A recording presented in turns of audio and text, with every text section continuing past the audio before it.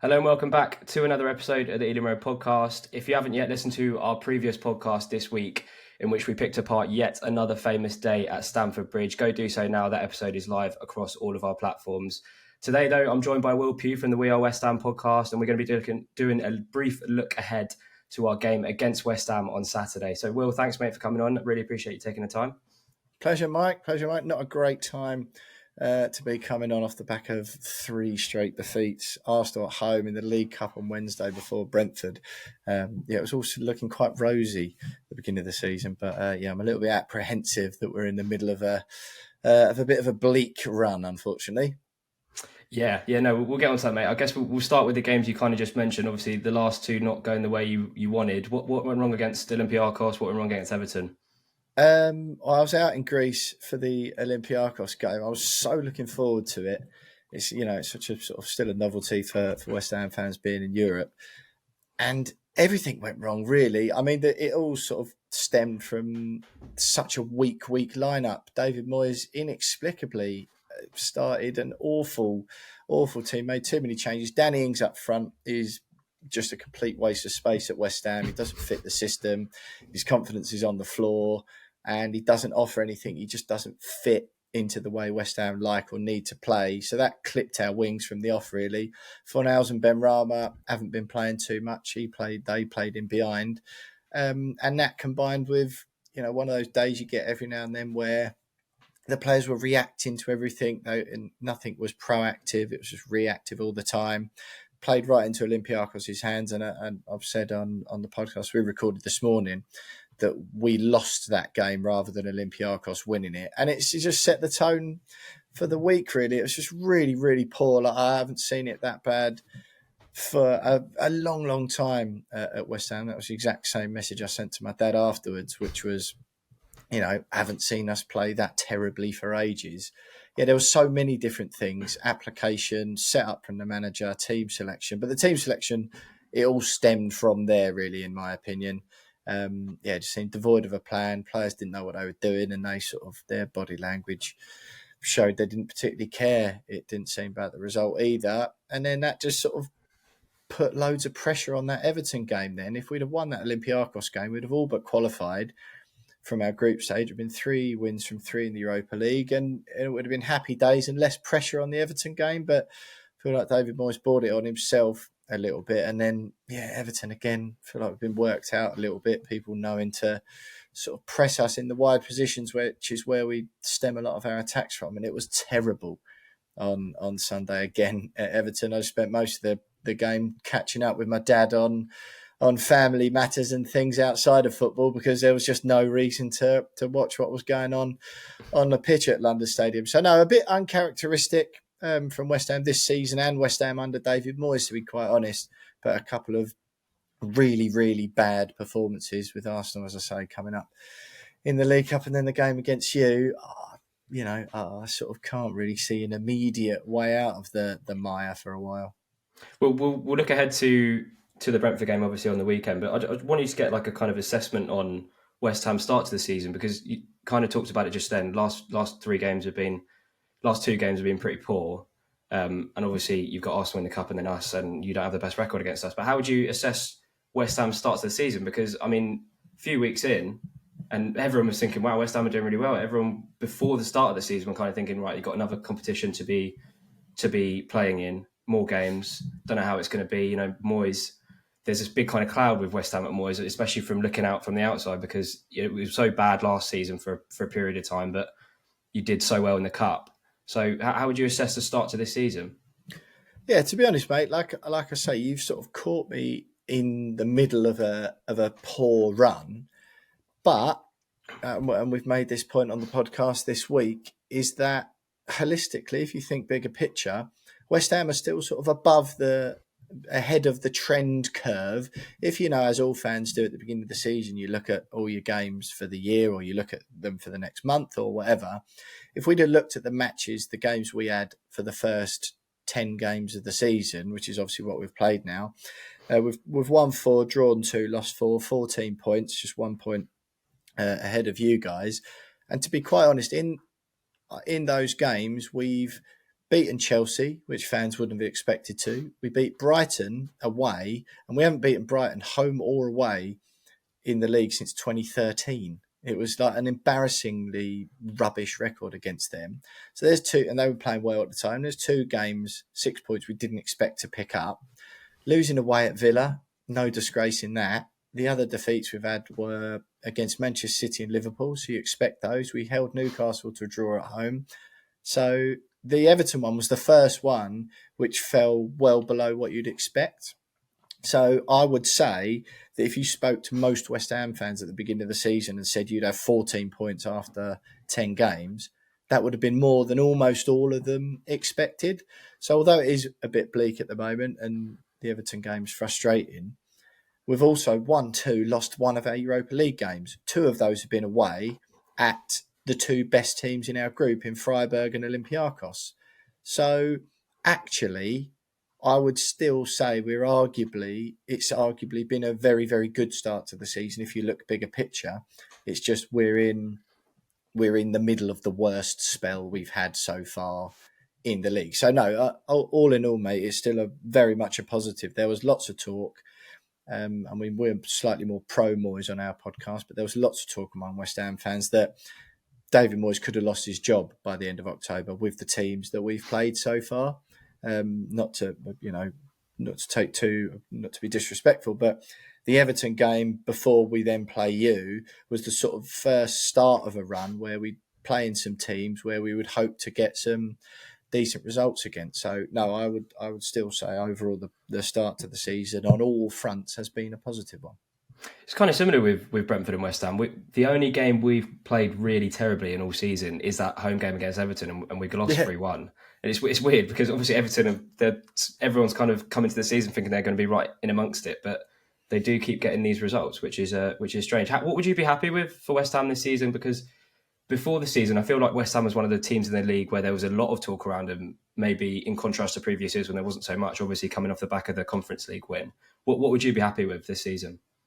I absolutely love the European football.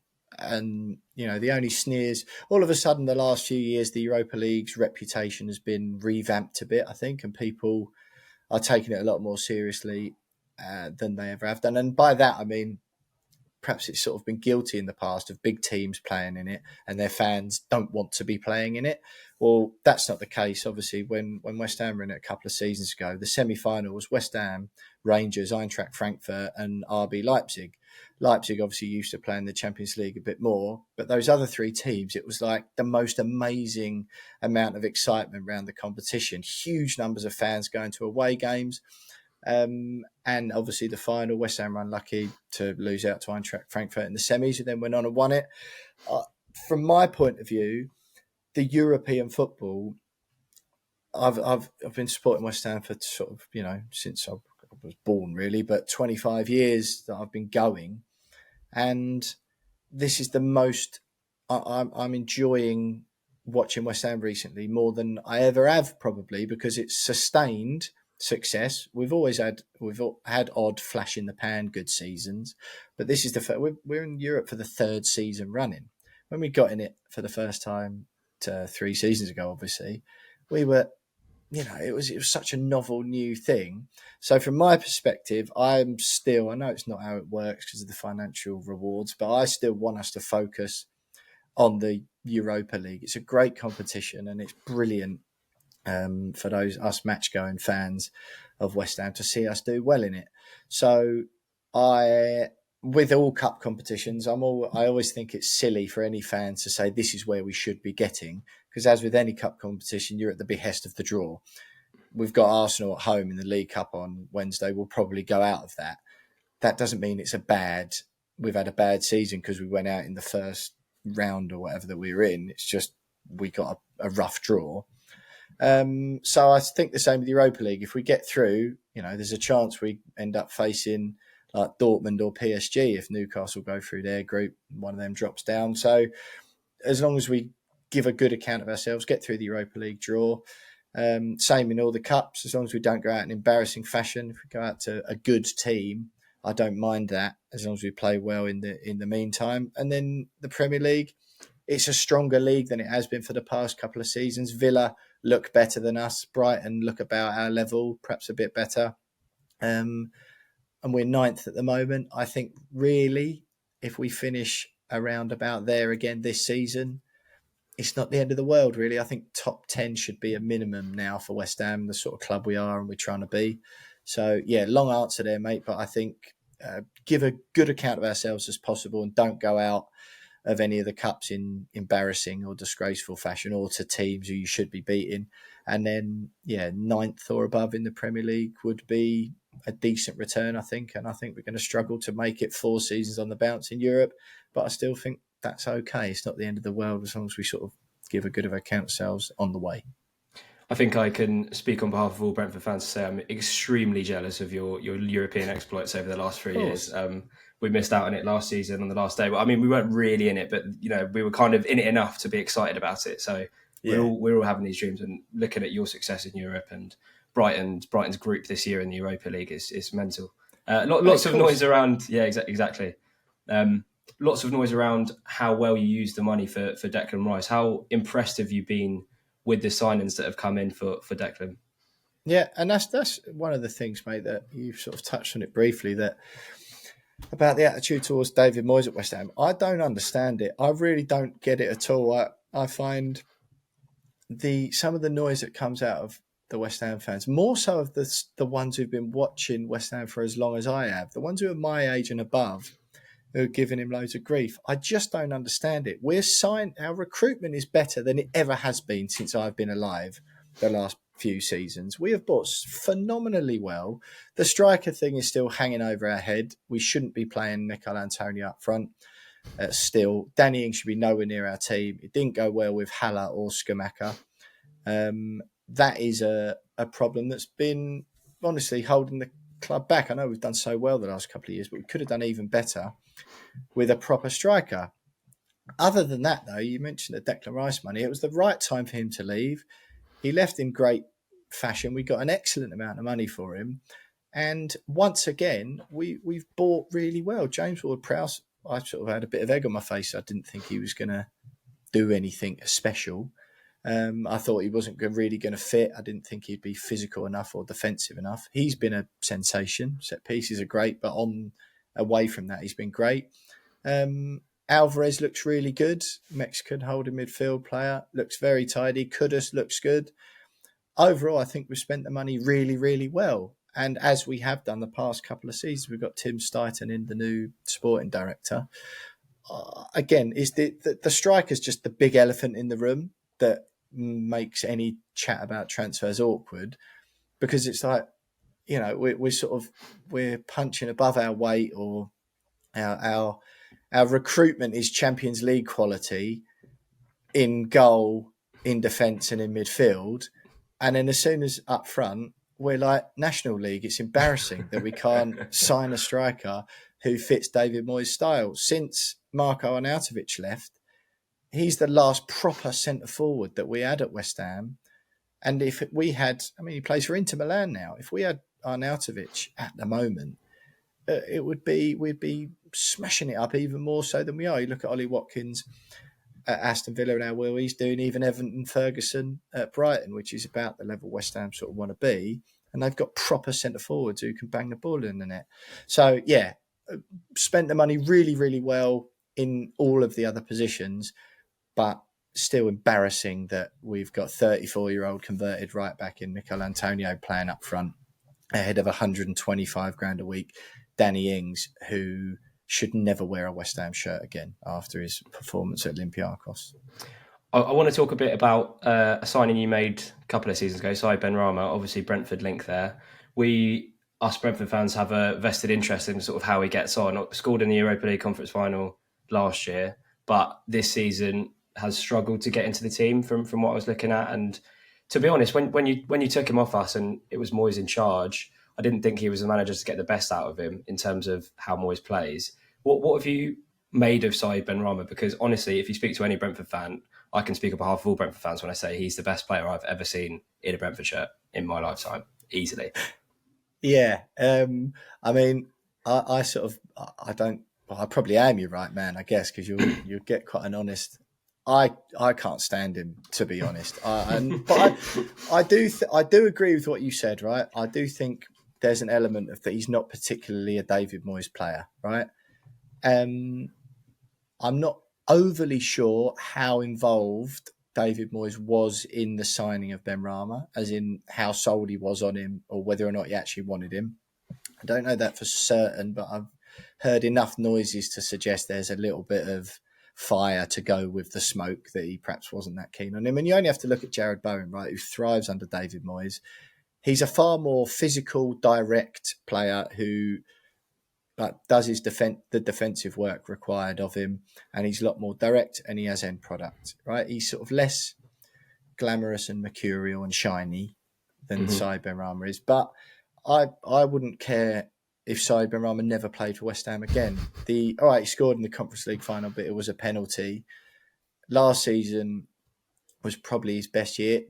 I genuinely think he was unlucky the first year. People blame David Moyes, but he came in when Jesse Lingard was playing for us in that position, absolutely on fire. So we probably didn't need him then, and there was no need. That was probably, I thought, the biggest case he had to get in the team.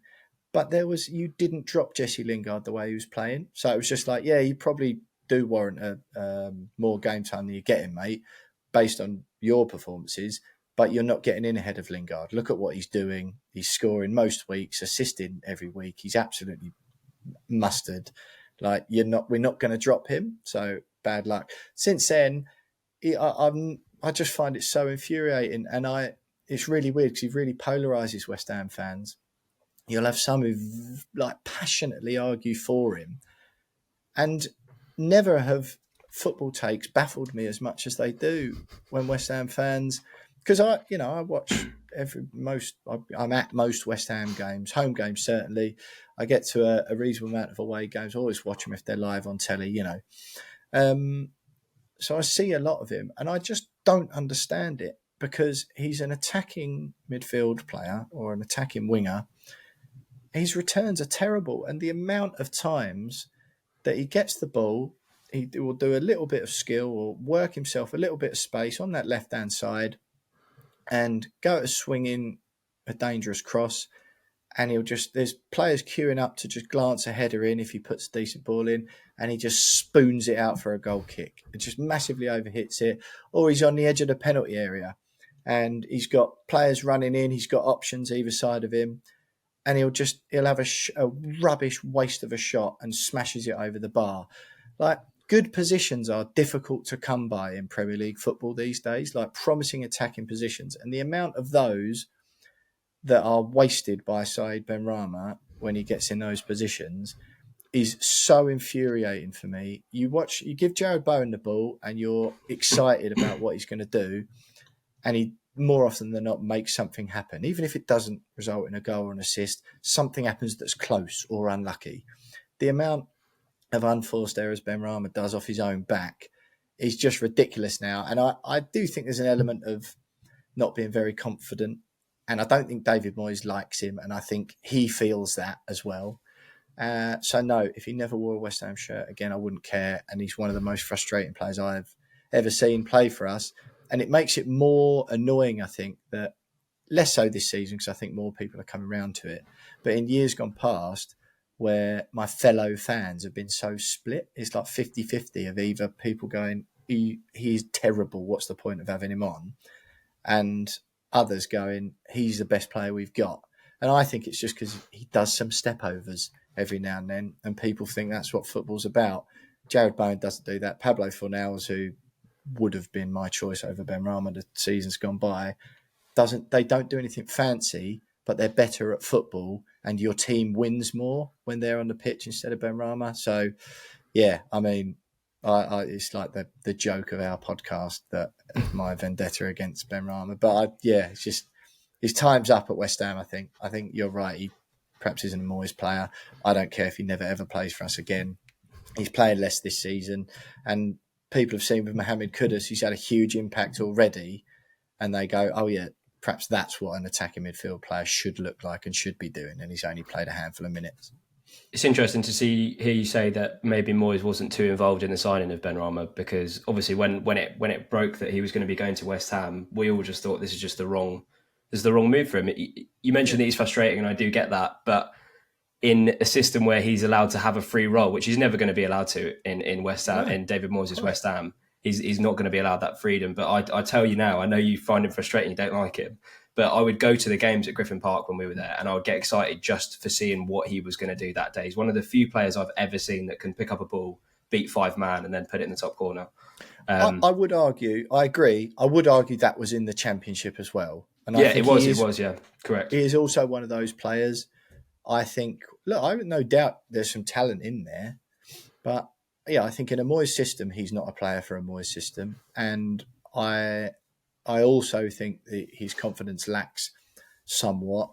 But I also think, as some players just happens, right? They find their level, and I think Said Benrahma's level is at a Crystal Palace, or maybe even a back at Brentford. Do you know what I mean? Like a bottom half of the table. No, I'm not being disrespectful, but not really threatened with relegation, but Yeah, what I know would what you you mean. call it? A third quarter of the Premier League table, like the top half of the bottom half.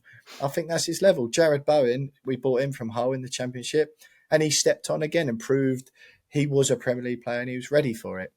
I think Said Benrahma goes to Crystal Palace or back to Brentford and finishes 12th to 14th in the Prem for the rest of his days. I think that's his level. Whereas I think Jared Bowen is a Europa League sort of, may even go, if he pushes on again, he may go to Liverpool as like Jota did and kick on again. But Benrahma will never be better than a team like fighting in the lower top half of the Premier League table. Definitely not. Oh, Will, I don't know. I'm gonna have to disagree with you, mate. I'd absolutely love it if Said Benrahma came back to Brentford, and I think he'd go on levels, just because I know how Thomas Frank would want him to play, and I But where would think you finish with him? Like, I'm not much. being But disrespectful. but the thing is, you say this, but we had Ollie Watkins who scored 25 goals in the Championship, and now Yeah, look what he's doing. We had Ivan yeah, Toney who he's scored finally pushing 25, on. 20, 30 odd goals in the Championship. Look what he's doing. But Yeah, they made Ollie unproven Watkins. Tony Ollie still, Watkins isn't he? made the Tony unproven. No, but as in, like, he's not as good as Watkins, is he? Oh, I don't know, Well, there's mate. a reason he's still at I Brentford. think there's a big debate to be had there whether Ivan Toney is as good as Ollie Watkins. I think he's better, but they are kind of two different players. Watkins likes to go in behind, Yeah, whereas Toney is I would say his all round player is better. He's more like a poor man's Harry Kane, I would actually say. Whereas Watkins is a different kind of player. But the thing is that Watkins made the right move to go to Villa.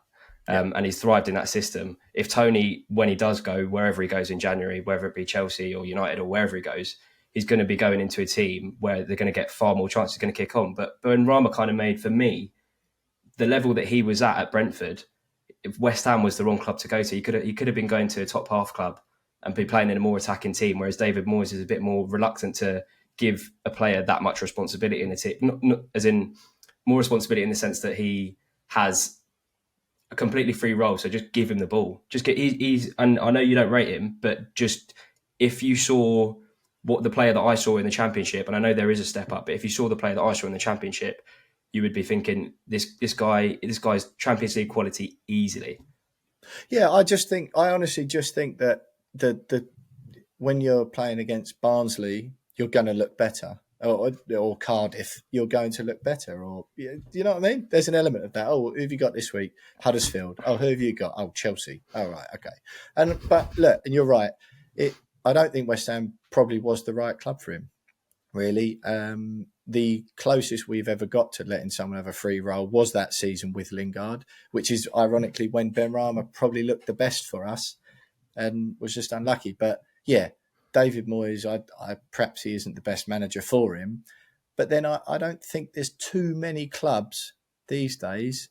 Put it this way, mate, right? I think if he was that good and he was just being treated poorly at West Ham, there'd have been far more interest in him. There hasn't been a single report linking Benrahma with another club since he joined West Ham in any of the windows. If he was that good and other teams, big good teams, knew he was that good and that he was being wasted at West Ham, there'd be interest in teams trying to come and take him away. There's not been a single report of someone fancying him other than sort of spurious. and fanciful reports linking him back to Brentford. And I don't disagree that would work. I don't really watch enough of Brentford to know whether you could afford that luxury player to just let him do what he wants. I do agree that I think he is and would be better in a team who has more of the ball. West Ham don't. I don't disagree with the fact that West Ham perhaps isn't the best system for him. I also think his confidence is on the floor, and all of that leads to whenever I watch him, I'm just like, I'm going. I don't. When he comes off the bench and we're chasing a game, I'm like, what's the point? There's no point anymore. So yeah, perhaps I would love to see him move, and I think we will, because Fornals will go, Kudus will go. We'll sign another player in that position, and we'll see the back of him. And look, I'm happy to come on again in a couple of seasons if he goes either to Brentford or he goes to. But that's the thing, mate. He's not going to Tottenham. He's not going to Brighton. No. He's not going to Villa. He's not going to any of the teams who are at West Ham's level or higher at the moment. And there's a reason for that. Whereas Bowen, you wouldn't be surprised. I certainly wouldn't be surprised to see him go to Liverpool in a year or two when Salah goes, because he's that good. That's sort of what Benrahma's being compared to week in, week out, which, is why I think he's absolutely rubbish. I think there's going to be a lot of Brentford fans listening to this who are definitely going to have some issues with the West Ham rhetoric on Benrahma, because we absolutely love him. But I guess maybe in a couple of seasons' time, if he does make that sensational move back to Brentford, come back on. We can have another conversation. Ever finishes in a team, I genuinely, right? If Said Benrahma will never ever finish 5th or above in the Premier League, ever. I'm going to clip this up. I'm going to clip this up, and we'll move on, because I could debate Benrahma all day. But you said you haven't watched too much of Brentford this season. What have you made of our start to the season without watching us too much? I mean, it's kind of been a mixed bag. I was telling the Chelsea podcast that we had on the last week that we've not actually played too badly in any of the games. Only against Everton did we have a bad game, and we got punished for it. But in terms of the football we're actually playing, we've done really well so far, and our recent form is testament to that. So what have you made of Brentford so far this season? Well, to be honest, mate, I put Brian Mbuemo and Johan Wisser in my fantasy team at the beginning of the season, and I was buzzing the first few games. There are a couple of differentials. No one else really had them. I was absolutely delighted, but then he seemed to sort of flake off a bit. He had a couple of difficult games as well, to be fair, and it all of a sudden looked like the gloss was coming off, and you were perhaps going to settle and end up finishing 13th or whatever, which I'm sure is a decent enough finish for you guys. But yeah, so I really like Brentford, to be honest. I know everyone probably really likes Brentford. I remember being at Thomas Frank's unveiling, his first ever press conference. It was me and about 2 other journalists in there. And from then, I really liked him. I got a really good feeling about him. He was a really positive bloke. And it was sort of like, oh, you've got big shoes to fill after Dean Smith there. But he's completely outstripped, it seems, correct me if I'm wrong, of course, what Dean Smith done. And yeah, I just think it's a really, really positive, feel-good story of a club that's run properly, and you do your recruitment properly, and that's bearing fruit on the pitch. I know you've got a sort of a genius owner, as Brighton have got. I think they used to work together, didn't they, Tony Bloom? Yeah. And I really like it. I think it's great. It's a real feel good. Your stadium's cool. Your fans are not complete weirdos. I've just had an Arsenal view on, so I sort of know what I'm comparing with.